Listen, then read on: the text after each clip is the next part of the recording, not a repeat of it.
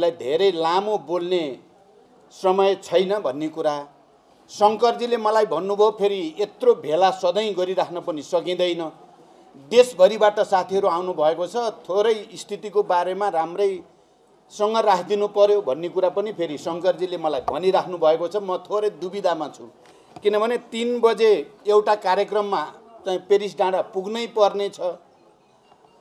त्यसकारण समयको त चाप छँदैछ। त्यसमाथि मलाई लाग्छ कमरेड माधव कुमार नेपालले पार्टीको अध्यक्षको हैसियतले धेरै कुरा उहाँले राख्नु भएको छ र प्रश्न पनि पार्नु भएको छ। अहिलेको राजनीतिक स्थिति के हो, हाम्रो सङ्घर्षको प्रकृति के हो, हामीले कसरी सोच्दैछौँ भन्ने कुरा उहाँले राखिसक्नु भएको छ। मैले धेरै भन्न त सम्भव छैन, तर म प्रारम्भमै के भन्न चाहन्छु भने पार्टी एकता भएर देशमा एउटा नयाँ भरोसा, नयाँ ऊर्जा, नयाँ उत्साह पैदा भएको थियो। वाम गठबन्धन गरेदेखि नै निर्वाचनमा एउटै घोषणापत्र सहित 2टा प्रमुख कम्युनिस्ट पार्टीहरू चुनावी मैदानमा जाँदा आम पार्टी पङ्क्ति, हाम्रा विभिन्न भातृ सङ्गठनहरू र आम नेपाली जनतामा पनि एउटा नयाँ खालको ऊर्जा पैदा भएको थियो, नयाँ उत्साह पैदा भएको थियो, भरोसा पैदा भएको थियो भविष्यका प्रति। अब यो देशमा कम्युनिस्ट पार्टीले सायद 25, 30, 40 वर्ष नेतृत्व गर्छ, सामाजिक न्यायसहित विकास र समृद्धिको एउटा नयाँ युग सुरु हुन्छ भन्ने भरोसा पैदा भएको थियो। पार्टी एकता भइसकेपछि त्यो भरोसा झन बढेको थियो।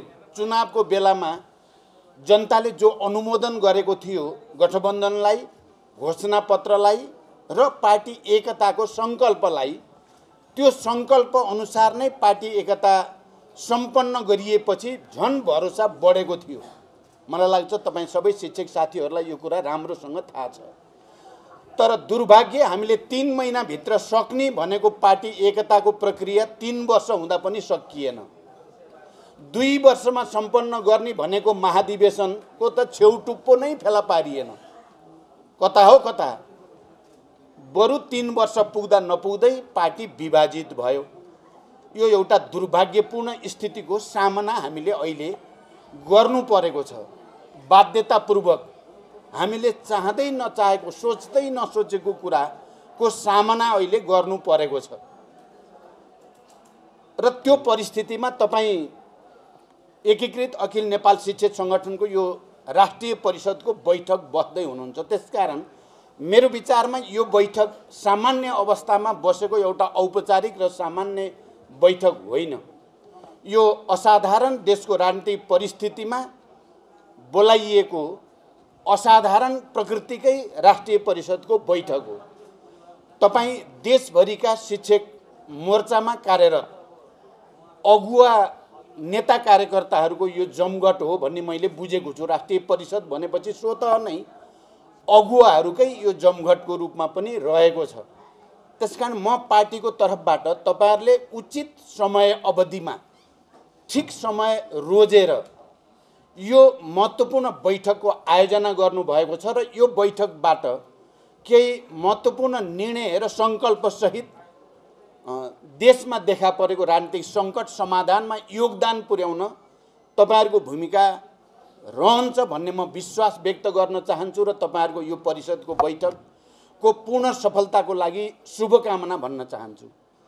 दोस्रो कुरा, यो हामीले पटक पटक भन्दै आएकै कुरा हो, नेपालमा राजनीतिक आन्दोलन सामान्य रूपले र विशेष रूपले कम्युनिस्ट आन्दोलनलाई जनव्यापी बनाउनमा नेपालका शिक्षकहरूको भूमिका अग्रणी छ र कम्युनिस्ट पार्टीका र अन्य पार्टीका पनि नेता पङ्क्तिहरूको ठुलो हिस्सा शिक्षकबाटै आएका छन्। म आफै झन्डै 2.5-3 वर्ष शिक्षण पेशा गरेर अनि होल टाइमर भएको हुँ र त्यस्ता साथीहरू केन्द्रीय समितिमा, पार्टीको केन्द्रीय समितिमा अत्यधिक ठुलो सङ्ख्या छ। यसले के देखाउँछ भने नेपालको राजनीतिक आन्दोलन र कम्युनिस्ट आन्दोलन शिक्षकहरूको भूमिकाद्वारा, शिक्षकहरूको योगदानद्वारा नै स्थापित भएको छ, जनव्यापी भएको छ। नेपाल हामी सबैलाई थाहा छ मध्यम वर्ग र निम्न मध्यम वर्गका मान्छेहरूको बाहुल्य भएको देश हो र मध्यम वर्ग निम्न मध्यम वर्गसँग प्रत्यक्ष सरोकार सम्बन्ध दैनिक जीवनका तमाम क्रियाकलापमा शिक्षकहरूकै सबभन्दा बढी सम्बन्ध कायम भएको हुन्छ र शिक्षकहरूप्रति जनताको, किनकि उनका छोराछोरीहरूलाई शिक्षा दीक्षा दिने कर्मका कारणले आम श्रमजीवी जनता, मजदुर किसानहरूको, सबै उत्पीडित वर्गको शिक्षकहरूप्रति एक किसिमको भरोसा, आफ्ना बालबच्चाको भविष्य निर्माताको रूपमा र एउटा शैक्षिक रूपले चेतनशील समुदायको हिसाबले जनताको भरोसा शिक्षकहरूमाथि स्वभावैले हुन्छ भएको इतिहास दुनियाँभरि पनि छ, नेपालमा पनि छ। त्यसमाथि शिक्षकहरू फेरि अरू विकसित देश जस्तो नेपालमा विशेष सुविधा सम्पन्न भन्ने शिक्षकहरूलाई छैन। अरू देशमा हेर्यो भने विद्यालयमा पढाउने शिक्षकहरू या शिक्षा क्षेत्रसँग सम्बन्धित काम गर्ने मान्छेहरू या कलेजमा युनिभर्सिटीमा पढाउने प्राध्यापकहरूलाई राज्यले अलि धेरै नै महत्त्व दिएको हुन्छ। महत्त्वपूर्ण राजनैतिक नियुक्ति गर्न पर्यो, एकाडेमिक नियुक्तिहरू गर्न पर्यो भने विद्यालय, कलेज, विश्वविद्यालयमा पढाउने शिक्षकहरूलाई पहिलो प्राथमिकता दिइन्छ र उनीहरू नियुक्ति हुन्छन्। तर नेपालमा शिक्षकहरू भनेको चाहिँ अलि अन्त कहीँ जागिर नपाएपछि अरू चाहिँ कर्मचारी तन्त्रभित्र या टेक्निकल क्षेत्रमा पनि त्यहाँ चाहिँ नभेटिएपछि या नपाएपछि अनि शिक्षक भनेर शिक्षकलाई दोस्रो दर्जाको नागरिक जस्तो, दोस्रो दर्जाको कर्मचारी जस्तो गर्ने हेर्ने हामी कहाँ लामो समयदेखि सामन्ती राज्यले त्यो संस्कार बसायो। त्यसकारण शिक्षकहरू भनेको स्वयंमा फेरि यो चाहिँ शैक्षिक समुदायभित्र अलि अन्यायमा परेको, विभेदमा परेको, अपमान भोग्न परेको र अनि केही न केही माथिल्लो तहबाट राज्यबाट थिचोमिचो गरिएको समुदाय पनि भयो। मैले यो दुईटा कारण भने, मलाई लाग्छ तपाईहरुले यो कुरा दिनदिनै महसुस गर्नुभएकै छ। एकातिर जनतासँग प्रत्यक्ष सम्बन्ध हुनुको नाताले, अर्कोतिर आफू स्वयं अपमानित र अलि दोस्रो दर्जाको जस्तो जीवन बाँच्न बाध्य भएको कारणले क्रान्तिकारी विचारप्रति, क्रान्तिकारी सिद्धान्तप्रति, क्रान्तिप्रति, परिवर्तन र प्रगतिप्रति तपाईहरुको शिक्षकहरूको आम रूपमा लगाव त्यतापट्टि हुनु बिल्कुल वैज्ञानिक कुरा हो। त्यो कसैको मनोगत इच्छाको कारणले भएको होइन। त्यो वस्तुगत आवश्यकताले नै शिक्षक समुदायलाई प्रगतिशील वामपन्थी र क्रान्तिकारी विचारतिर आकर्षित गर्यो र त्यो विचारतिर आकर्षित भइसकेपछि अनि यो समुदायले जनतालाई पनि सङ्गठित गर्ने, आन्दोलित गर्ने, परिचालित गर्ने, चेतनशील बनाउने यो अभियान चाहिँ हामी कहाँ सुरुदेखि नै चल्दै आयो। त्यसकारण शिक्षकहरूको कम्युनिस्ट आन्दोलनसँग, कम्युनिस्ट मात्रै होइन लोकतान्त्रिक राजनैतिक आन्दोलनसँग प्रत्यक्ष लगाव छ, प्रत्यक्ष योगदान छ। त्यसको सम्मान राजनीतिक नेतृत्वले, राज्यले जति गर्नुपर्ने हो त्यति गर्न सकेको छैन, सकिएको छैन। म तपाईहरुको अगाडि बडो प्रष्ट शब्दमा भन्न चाहन्छु, धेरै हुनुपर्ने हो। नेपाल अहिले संघीय लोकतान्त्रिक गणतन्त्रसम्म ल्याइ पुर्याउनमा शिक्षक समुदायले देशव्यापी रूपमा खेलेको भूमिकाको जति कदर हुनुपर्ने हो र शिक्षकहरूको हक, हित, अधिकार स्थापित गर्न, त्यसलाई विकसित गर्न, शिक्षा नीतिलाई पनि वैज्ञानिक बनाउन जति राज्यले मेहनत गर्नुपर्ने, पहल गर्नुपर्ने हो त्यो चाहिँ भएको छैन। म यो कुरा तपाईहरुको अगाडि प्रष्टै भन्न चाहन्छु। तर यसको के अर्थ होइन भने पार्टी लिडरशिपबाट या राज्यको तर्फबाट पनि यसमा ध्यानै कसैले पनि दिएनन् भन्ने चाहिँ सत्य होइन। फेरि मैले यति आत्मसमीक्षा गरिसकेपछि तपाईहरुको अगाडि भन्नै पर्ने हुन्छ, शिक्षा क्षेत्रमा या त उच्च शिक्षा सम्बन्धी या शिक्षा नीति सम्बन्धी त्यसलाई वैज्ञानिक र जनवादी शिक्षा नीति बनाउनेसँग सम्बन्धित विषय होस् या शिक्षा ऐनसँग सम्बन्धित विषय होस् या शिक्षक कर्मचारीहरूको सेवा सुविधासँग सम्बन्धित विषय होस् या शिक्षा क्षेत्रसँग जोडिएका अन्य कर्मचारीहरूको हक हितसँग सम्बन्धित कुराहरू हुन्, यी सबै विषयमा मैले आफू प्रधानमन्त्री रहँदा या हाम्रो पार्टीको तर्फबाट शिक्षा मन्त्रालय सम्हालेको बेलामा पटक पटक यी सबै विषयमा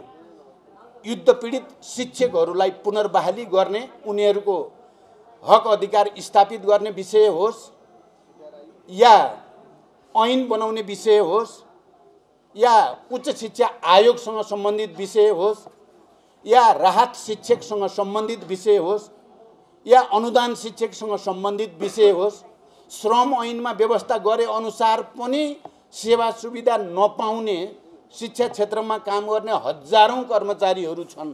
यो लाजमर्दो कुरा छ। श्रम ऐनले न्यूनतम ज्याला, न्यूनतम तलबमान कति हुनुपर्छ एउटा मजदुरको भनेर तोकेको जति पनि शिक्षा क्षेत्रमा काम गर्ने कर्मचारीहरूले पाउँदैनन्। झन्डै 6000 7000 मा काम गर्नुपर्ने हजारौं कर्मचारी छन्, जबकि श्रम ऐनले 13000 त न्यूनतम तलबमान भनेर तोकेको छ। यो विडम्बनाको स्थिति छ र म तपाईं शिक्षकहरूको अगाडि भन्न मैले के खोजिरहेको छु भने यो सबै विषयमा हाम्रो तर्फबाट, पार्टीको र हाम्रो नेतृत्वको तर्फबाट, शिक्षा मन्त्रालयको तर्फबाट यी सबै विषयहरूमा सकारात्मक ढङ्गले प्रतिवेदन तयार पार्ने र त्यसलाई प्रक्रिया पुर्याएर थुप्रै कुराहरू अर्थ मन्त्रालयको स्वीकृति समेत लिएर क्याबिनेटमा पुर्याइएका छन् यी सबै विषयहरू। तर दुर्भाग्य क्याबिनेटमा ती सबै फाइलहरू थन्किएका छन्। अरू त अरू अर्थबाट स्वीकृति प्राप्त भएर गएका कुराहरू, आयोगबाट सर्वसम्मतले निर्णय भएर गएका कुराहरू पनि क्याबिनेटमा गएर ती फाइलहरू थन्किएका छन्। अब मैले यसो भन्दा केपी प्रति बढी चाहिँ तपाईको चाहिँ रिस गरे जस्तो, प्रतिशोध सान्न खाजा जस्तो देखिन पनि सक्छ। तर यथार्थ के हो भने केपी ओली नै शिक्षा क्षेत्रमा सुधार गर्न रोक्ने त्यहाँ शिक्षा मन्त्रालयबाट प्रयास नभएको होइन। अहिले भर्खरै शिक्षा मन्त्री गिरिराज मणि पोखरेल जो अहिले अब निवर्तमान हुनु, उहाँको तर्फबाट पनि हामीले पटक पटक उहाँलाई सुझाव दिएको, हामीले त्यसको निम्ति मेहनत गरेको र ती सबै सेवा सुविधासँग सम्बन्धित कुराहरू, हक अधिकारसँग सम्बन्धित कुराहरू हुन्, यो सबैमा सकारात्मक र रचनात्मक ढङ्गले सुझावहरू, प्रतिवेदनहरू प्रस्तुत गरिएका छन्। यो पाटो पनि दिमागमा राखिराख्न म तपाईँ सबैलाई हार्दिक अनुरोध गर्न चाहन्छु। केही नै गरेनन्, वास्तै गरेनन् भन्ने कुरा होइन। र म के भन्न सक्छु भने अब अहिले हामी प्रतिगमनका विरुद्ध जो लडाईँ लडिराखेका छौँ, प्रतिक्रान्तिका विरुद्ध, सङ्घीय लोकतान्त्रिक गणतन्त्रका विरुद्ध जो प्रहार भएको छ र त्यसलाई परास्त गर्नको लागि हामी जो मैदानमा उत्रेका छौँ, फेरि एकचोटि म के भन्न सक्छु भने ती हामीले नै हाम्रै नेतृत्वको सरकार भएको बेलामा हाम्रै शिक्षा मन्त्रालयबाट प्रस्तुत गरिएका सबै प्रतिवेदनहरू, सुझावहरू चाहिँ यो प्रतिगमन परास्त गरेपछि कार्यान्वयन हुनेछन्, यो विश्वास म तपाईहरुलाई दिलाउन चाहन्छु। किनकि ती हामीले नै प्रस्तुत गरेका सुझावहरू हुन्, हामीले नै निर्णय गरेका कुराहरू हुन्, जसलाई केपी ओलीले फाइल क्याबिनेटमा थन्क्याएर त्यसलाई रोकेको छन्, तिनलाई चाहिँ हामी फुकाउने छौँ। यो कुरा।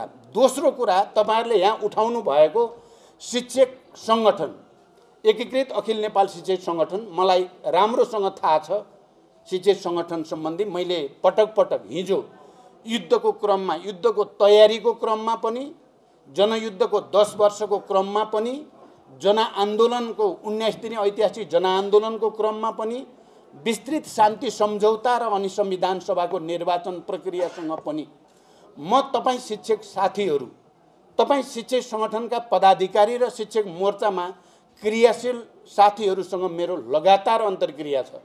म हरेक पटक मैले तपाईहरुलाई अपिल गरेको छु, तपाईहरुलाई मैले अनुरोध गरेको छु, तपाईहरुको हातमा छ है पार्टीको आन्दोलनको, यो देशको भविष्य पनि। तपाईहरुले जनतालाई कसरी प्रशिक्षित गर्नुहुन्छ, तपाई आफै विचारलाई कसरी बुझ्नुहुन्छ, त्यसले यो देशको भाग्य भविष्यलाई निर्धारण गर्नेमा ठुलो हात तपाईहरुको छ भनेर मैले अपिल गर्ने गरेको छु, मैले अनुरोध गर्ने गरेको छु र तपाईहरुले पार्टीले सोचेको भन्दा एक कदम अगाडि बढेर पछाडी होइन, शिक्षकहरूले यही शिक्षक संगठनले तपाईहरुले चाहिँ एक कदम अगाडि बढेर आफ्नो भूमिका पूरा गर्नुभएको ऐतिहासिक तथ्यसँग म राम्रोसँग विज्ञ छु, मलाई जानकारी छ। तपाईहरुले धेरै गर्नुभएको छ, तर तपाईहरुको निम्ति राज्यले जति गर्नुपर्ने त्यति गरेको छैन। अहिले पनि तपाईहरुले यहाँ उठाउनु भयो, यो शिक्षक मोर्चा भनेको वैचारिक राजनीतिक पनि छ र पेशागत पनि छ। यसको पेशागत हक हितको रक्षा गर्ने दायित्वसँग पनि यो सम्बन्धित छ र देशको समग्र विचार राजनीति र ओरिएन्टेसन देशलाई कस्तो दिने भन्ने कुरासँग पनि यसको रिलेसन छ। यो साँचो कुरा हो र पार्टी एकता भइसकेपछि र जनसंगठनहरूको पनि एकता गर्ने प्रक्रियामा सबभन्दा धेरै केपी ओलीसँग बहस भयो कुनै मोर्चाको विषयमा भने त्यो शिक्षक मोर्चा नै हो। यो कुरा सायद तपाईहरुलाई धेरै जानकारी छैन। त्यो पार्टी केन्द्रमा भएको सबै कुरा हामीले हिजोको परिस्थितिमा सबै भन्न सम्भव पनि थिएन र सबभन्दा धेरै विवाद भयो। शिक्षकहरूलाई विचार र राजनीतिबाट अलग राख्नुपर्ने हुन्छ, शिक्षकहरूको संगठन भनेर त्यस्तो औपचारिक बनाउन हुँदैन, शिक्षकहरूलाई पार्टीको कुनै पदमा राख्न हुँदैन भन्ने सोचका प्रवक्ता चाहिँ केपी ओली नै हो। उहाँ त्यसको प्रवक्ता हो। तर त्यो अहिले आएर प्रमाणित के भयो भने त्यो ठगीको वाला कुरा थियो। त्यो उहाँको साँच्चै कुरा थियो भने अहिले केन्द्रीय समितिमा जो भर्ती उहाँले गर्नुभएको छ, अघि माधवजीले भन्नुभयो म्यादी प्रहरी भर्ती गरे जस्तो गरी उहाँले गरेकोमा त थुप्रै शिक्षक लगेर केन्द्रीय समितिमा राख्नु भएको छ। फेरि त्यसकारण हिजो किन रहेछ त म अहिले के ठान्छु भने तपाईँ शिक्षकहरू प्रगतिशील विचारका, कम्युनिस्ट विचारका, क्रान्तिकारी विचारका वाहक हुनुहुन्छ भन्ने कुरा केपी ओलीलाई थाहा छ। जति गरे पनि यो शिक्षक समुदाय, बौद्धिक समुदाय मेरा हुँदैनन्, यी चाहिँ अलि क्रान्तिकारी विचार राख्ने पक्षका हुन्छन् भन्ने डरले उहाँले शिक्षकहरूलाई एकता पनि हुन नदिने र शिक्षक संगठनलाई वैचारिक राजनीतिक ढङ्गले प्रशिक्षित पनि हुन नदिने, रोकेर राख्ने त्यो रहस्य के रहेछ भनेर अहिले यो 3 वर्षपछि फर्केर हेर्दा मैले के देख्छु भने उहाँ शिक्षकसँग तर्सिनु हुँदो रहेछ, बुद्धिजीवीहरूसँग तर्सिनुहुन्छ। उहाँ अघि माधवजीले भनेकै भाषा बढी उपयुक्त भाषा छ। उहाँलाई चाहिने चाहिँ अब आफूले जे भन्यो त्यही मान्ने हनुमान भन्नुहोस्, दास भन्नुहोस् या भक्त भनौँ, जे भने पनि त्यस्ता अन्धभक्तहरू उहाँलाई चाहिने। शिक्षकहरू अन्धभक्त हुँदैनन्, उनीहरू विवेक प्रयोग गर्छन्, उनीहरूले विश्लेषण गर्छन्, उनीहरू सत्यको पक्षमा हुन्छन्, उनीहरू न्यायको पक्षमा हुन्छन्, प्रगतिको पक्षमा हुन्छन्। त्यसकारण उहाँ शिक्षकदेखि तर्सिनु हुँदो रहेछ र यो शिक्षकहरूलाई विचारबाट बाहिर राख्न चाहने। यही कारणले, अरू कुनै कारण छैन के म पार्टीको अध्यक्ष तपाईहरुको शिक्षक संगठनका प्रत्येक कार्यक्रममा मौका पाएसम्म म उपस्थित हुने गरेको छु। म तपाईहरुसँग अन्तर्क्रिया गर्ने गरेको छु। मैले एकता गराउन मैले ढिलो गर्न चाहन्थे होला त, मैले छिटो एकताबद्ध होस् र शिक्षकहरूलाई एउटा मोर्चाको रूपमा राजनैतिक र वैचारिक ढङ्गले पनि ओरिएन्टेसन दिइयोस् र संगठनात्मक रूपले पनि एउटा सञ्जाल देशव्यापी रूपमा तयार होस् भन्ने नै मेरो चाहना हो। धेरै दिनसम्म लडाईँ झगडा हुँदा हुँदा त्यसपछि त शिक्षक संगठनको कुरा के भन्ने र शिक्षक संगठन त दोस्रो दर्जामा गयो, पार्टी नै एकता हुन छोड्यो, पार्टी एकताकै कुनै पनि प्रक्रिया रोकिए। हाम्रो विष्णु पुकार श्रेष्ठ यहाँ हुनुहुन्छ, उहाँ निर्वाचन आयोगको प्रमुख हुनुहुन्छ, तर त्यो निर्वाचन आयोग चाहिँ उहाँ प्रमुख हुनुहुन्छ, अर्को एकजना उपप्रमुख हुनुहुन्छ, के अरे सचिव हुनुहुन्छ। त्यसपछि त्योभन्दा अगाडि बढेन, केन्द्रीय आयोगहरू नै बनेनन्। हाम्रा पार्टी एकतासँग सम्बन्धित जनसङ्गठनका कुनै पनि सङ्गठनले पूर्णता पाएको छैन, पाएन भने अनि शिक्षक मात्रैको लागि झगडा गर्ने पनि सिद्धियो। त्यसकारण यो झगडा विचारकै झगडा थियो, यो लाइनकै कुरा थियो, यो प्रवृत्तिकै कुरा थियो। त्यसकारण त्यो प्रवृत्तिको लडाईँ अगाडि आउनु थियो, आयो। गलत प्रवृत्ति एक्सपोज हुनु थियो, भयो। मैले सधैँ भन्ने गरेको छु, केपीजीले जसरी प्रतिगमन गर्ने र संविधानलाई कुल्चिने काम गर्नुभयो, प्रतिक्रान्तिको वकालत गर्न थाल्नुभयो, उहाँले बाजी हार्नुभयो भनेको छु मैले। उहाँ कलङ्कित पनि हुनुभयो इतिहासमा र उहाँले जित्ने कुनै सम्भावना छैन। हामी जहाँ उभियौँ नि फेरि संविधानको पक्षमा, लोकतन्त्रको पक्षमा, गणतन्त्रको पक्षमा, संघीयता र समावेशी समानुपातिकताको पक्षमा, शान्ति र समृद्धिको पक्षमा हामी उभियौँ, त्यहाँ हामीले लडाईँ जित्यौँ। अब उहाँले एकपछि अर्को हार्नु बाहेक उहाँसँग विकल्प छैन। हामी चाहिँ डह्रोसँग उभिँदा हाम्रो जित कसैले रोक्नै सक्दैन, हामी विजयी हुन्छौँ। यही आजको सच्चाइ हो। र अहिले अब हामी त सिधै प्रत्यक्ष आन्दोलनमा छौँ। आन्दोलनसँगै फेरि सङ्गठनका कामहरूलाई हामीले छलफल गरेका छैनौँ भन्ने कुरा होइन। हिजो छाडी अस्तिको दिन मात्रै अब शिक्षक सङ्गठनलाई एकताबद्ध गर्नुपर्छ भनेर उतापट्टिसँग सम्बन्धित माधवजीसँग सम्बन्धित शिक्षक साथीहरू, हिजोका पदाधिकारीहरूलाई बोलाएर अस्ति हामीले पेरिस डाँडामा कुराकानी गरियो र तुरुन्तै एउटा भेला गर्ने अनि यो दुवैतिरका शिक्षक साथीहरू, पदाधिकारीहरू सँगै राख्ने र यसको एकता प्रक्रियालाई छिटै टुङ्ग्याउने भनेर सायद केही दिनभित्र उताको भेला गरिसकिन्छ। हामीले म समेत बसेर, म र माधव नेपालजी बसेर हामीले त्यो प्रक्रियालाई छिटोभन्दा छिटो टुङ्ग्याउने र यसलाई वैचारिक राजनीतिक र पेसागत सङ्गठनकै रूपमा अगाडि लिएर जानुपर्छ। केही सीमाहरू हामीले पालन गर्नुपर्छ भने हामी त्यो सीमा पालन गर्न तयार छौँ। तर यसको जो ऐतिहासिक विकासको सन्दर्भ छ, त्यो विकासको सन्दर्भभन्दा बाहिर गएर शिक्षकहरू हजारौँ हजार लाखौँ शिक्षकहरूलाई देश निर्माणको अभियान, शिक्षा क्षेत्रमा सुधारको महान अभियानबाट अलग गर्ने र त्यो सबै एकजना व्यक्तिले आफ्नो हातमा लिएर निरङ्कुशता लाद्ने जो प्रक्रिया हो त्यसलाई परास्त गर्न हामी सङ्कल्पबद्ध छौँ। साथीहरू, मैले भन्न चाहने पहिलो र मुख्य कुरा यही नै हो। अब हामी त्यो दिशामा छौँ। म तपाईँहरूलाई किन पनि पार्टीको अध्यक्षको हैसियतले धन्यवाद भन्न चाहन्छु भने यो लथालिङ्ग भएको पार्टी नै लथालिङ्ग भएको, राजनीति नै सङ्कटमा परेको बेलामा पनि तपाईँ एकीकृत अखिल नेपाल शिक्षक सङ्गठन अनि यो चाहिँ साझा के अरे शिक्षक महासङ्घ, नेपाल शिक्षक महासङ्घले कुनै न कुनै रूपमा शिक्षकहरूको भूमिकालाई, शिक्षकहरूको संरक्षण गर्ने कुरालाई र मुख्यतः एकीकृत अखिल नेपाल शिक्षक सङ्गठनले यति धेरै शिक्षकहरूलाई सङ्गठित गरिराख्ने यो सङ्कटको घडीमा पनि तपाईँहरूले जसरी आफूलाई बचाइराख्नुभयो यो ठुलो कुरा ठानेको छु मैले। अरू प्राय सबै सङ्गठन लथालिङ्गै भएको बेलामा शिक्षक सङ्गठन चाहिँ सङ्गठित नै छ, परिचालितै छ। बेला बेलामा प्रशिक्षण बैठक अन्तर्क्रियाहरू भइराखेकै छन्।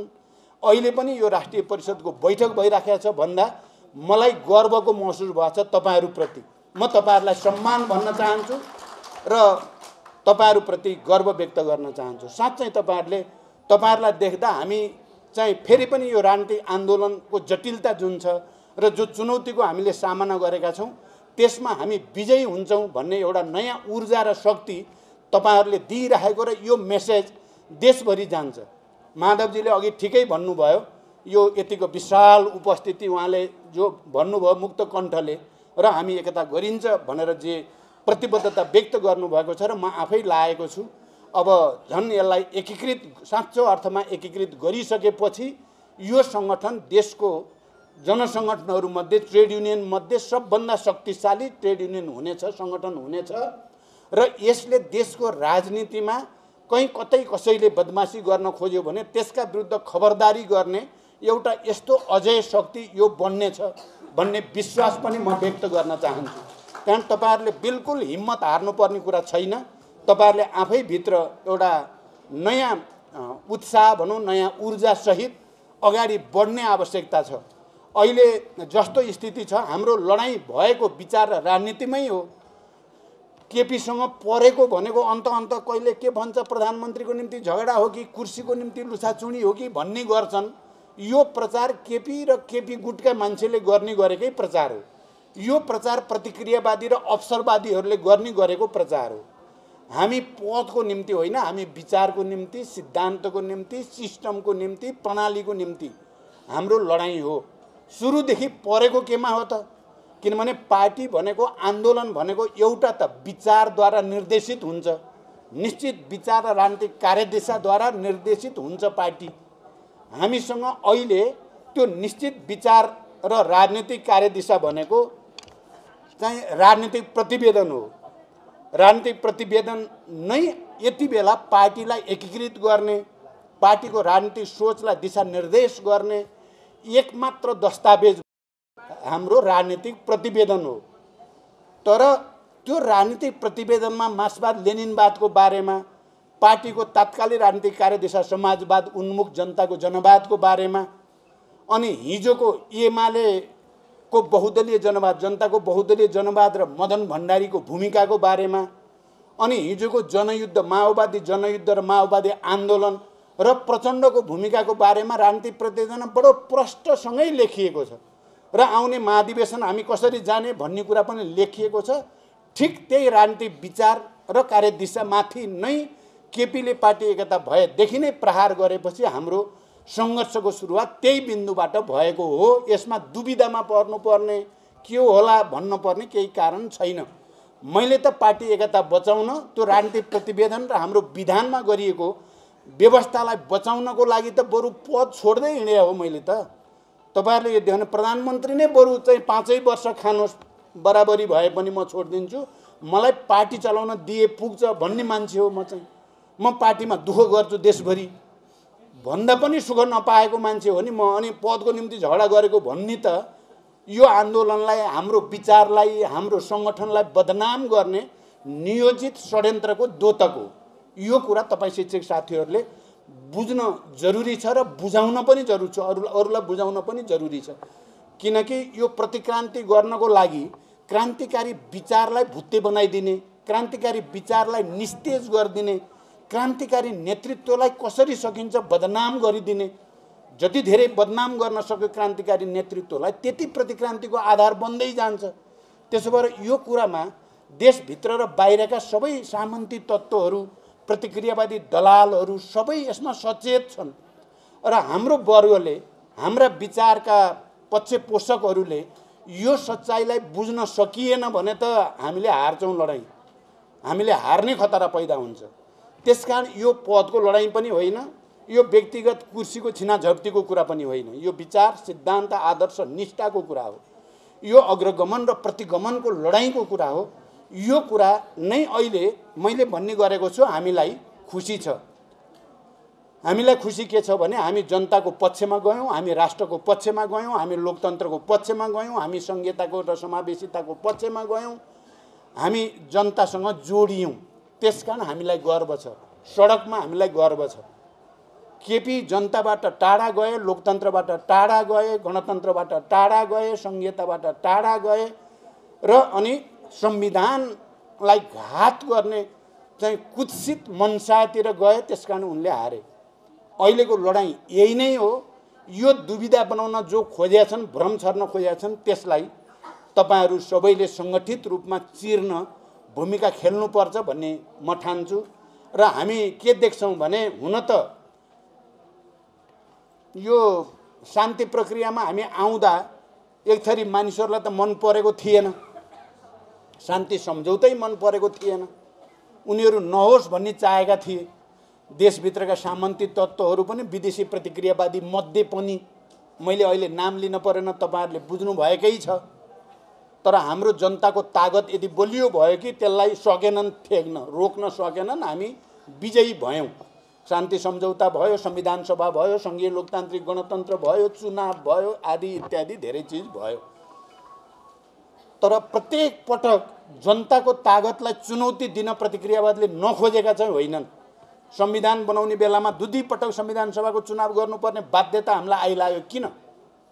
किनभने एक थरी तत्त्वहरू संविधान सभाबाट संविधान बन्न नदिनको निम्ति न्वारानदेखिको बल लगाएका थिए। मलाई त प्रत्यक्ष थाहा छ नि के भयो, को शक्तिले के गरे भन्ने कुरा। तर जनताको चेतना र लिडरसिपको पहल कदमीको बिचमा समन्वय भयो, त्यो तागत बलियो भयो, त्यसकारण संविधान बन्यो। चुनाव हुन नदिनको निम्ति पनि त्यत्तिकै जोड बल थियो। देशमा चुनाव नहोस्, अराजकता अन्यल भइराखोस् भन्ने थियो। म आफै नेतृत्वमा थिएँ त्यति बेला सरकारको। राष्ट्रलाई एकताबद्ध गर्ने चुनौती एकातिर थियो, चुनावतिर देशलाई लैजानुपर्ने चुनौती अर्कातिर थियो, अर्कोतिर विकास गर्न सकिन्छ भनेर पुष्टि गर्नु थियो। फेरि हामी परिवर्तनका वाहकहरू, हामी क्रान्तिकारी विचारका प्रवर्तकहरू देशमा विकास पनि गर्न सक्छौँ है भन्ने देखाउनु थियो। मैले त्यो 9-10 महिनामा एकातिर राष्ट्रिय एकतालाई पनि नयाँ उचाइमा उठाउने सौभाग्य, त्यसको निम्ति भूमिका खेल्ने सौभाग्य मलाई प्राप्त भयो। चुनावतिर देशलाई लैजाने सकारात्मक वातावरण बनाउने भूमिका खेल्ने मौका पनि मलाई मिल्यो भने त्यति नै बेला झन्डै 7.5% विकास दर, आर्थिक विकासको दर पुर्याउने 20-25 वर्षपछि एउटा अवसर पनि जुट्यो र हामीले त्यसलाई प्रमाणित गरेका थियौँ। अहिले त्यही चिजलाई भताभुङ्ग पार्ने, त्यही हामीले पनि गर्न सक्छौँ भनेर स्थापित भएको कुरालाई विस्थापित गर्ने षड्यन्त्र भइराखेको छ। संविधान मिचेर सङ्घीय लोकतान्त्रिक गणतन्त्रको हत्या गर्ने प्रयास गरेर कहीँ न कहीँ जनतालाई, जनताको सार्वभौम अधिकारलाई चुनौती दिने कोसिस प्रतिक्रान्तिकारीहरूबाट भएको छ। त्यसकारण 5 गतेबाट नै हामीले लडाईँ सुरु गर्यौँ। यो प्रतिगमनका विरुद्ध, प्रतिक्रान्तिका विरुद्ध हामी सडकमा जानुपर्छ भनेर सुरु गर्यौँ। तपाईहरूले देख्नु भएको छ। हामीले तपाईहरूलाई मात्रै अपिल गर्न, अरू साथीहरूलाई सडकमा आउनुहोस् भनेर पर्खेर बसेनौँ। सबभन्दा पहिला हामी लिडरसिप नै अब जनताको भरोसा जित्नको लागि लिडरसिपै पहिला सडकमा नदेखिकन अरूको विश्वास जित्न सकिँदैन भन्ने मान्यतासहित, हाम्रो आत्मसमीक्षासहित हामी सडकमा गयौँ। त्यसपछि तपाईहरूले देख्नुभयो पुस 14 गते, माघ 9 गते देशव्यापी जनपरिचालन अनि अस्तिको आम हडतालदेखि अब आउने 28 गतेको कार्यक्रमसम्म आउँदा एउटा नयाँ वातावरण बनेको छ। अब वातावरण बिस्तारै सकारात्मक दिशातिर चाहिँ बन्दै गएको मैले देखेको छु। मैले अहिले सबै तथ्याङ्क यहाँ भन्न सम्भव छैन, सायद आवश्यक पनि छैन। वातावरण अब फेरि नेपाली जनताले जित्नेतिर, फेरि प्रतिक्रान्तिकारीहरूले हार्नेतिर वातावरण अगाडि बढेको छ। पर्सि 28 गतेको कार्यक्रमलाई हामीले ऐतिहासिक रूपले सफल पार्नु छ र तपाईँ शिक्षक साथीहरू जो यहाँ जुट्नु भएको छ, मलाई लाग्छ तपाईँहरू त 28 गते यसै पनि उसै पनि भोलि पनि तपाईँहरूको बैठक छ, रहने नै हुनुभयो। तपाईहरूले चाहिँ यहाँबाट, फोनबाट, अरू तरिकाबाट सम्पर्क गरेर बढीभन्दा बढी जनतालाई उठाउने, किनभने केपी ओली चाहिँ अब रक्षात्मक हुनेतिर गइसक्यो। उनीहरू चाहिँ डिफेन्सिभ हुने वातावरण बनि नै सक्यो। अस्तिको उनीहरूको चाहिँ पहिला धाक धक्कु त धेरै लगाए, तर छिरलेर मान्छे राख्दाखेरि पनि उनकै सेक्युरिटीले चाहिँ 30,000-35,000 भन्दा बढी थिएनन् भनिदिएपछि उनले आफै बिच गाली गरागर भएको देखाएको छु मैले पनि। तर हामी चाहिँ एकताबद्ध भएर एउटा ऐतिहासिक जनप्रदर्शन हामीले गर्नु छ। तपाईहरू त्यसमा भूमिका खेल्नुहोस् र तपाईहरूले यहाँ जे उठाउनु भयो नि, शिक्षक मोर्चाबारे पार्टीले ध्यान दिएन भन्ने बारे नै मैले केही कुरा भने, कमी पनि भने, हामीले गरेका प्रयासहरू पनि भने। हामी आइसकेपछि अब फेरि नयाँ ढङ्गले हामी आउँछौँ। यो लडाईँ जितेर हामी आउँछौँ। हामी आएपछि तपाईहरुका मुद्दालाई सम्बोधन गर्ने कुरालाई उच्च प्राथमिकतामा राखिनेछ। तपाईहरुले हिजो जस्तै निरन्तर आन्दोलन र क्रान्तिको प्रगतिको काममा योगदान गरिराख्नुहोस्। यही अपिल र यही शुभकामना भन्दै म बिदा हुन्छु। धन्यवाद। अभिवादन।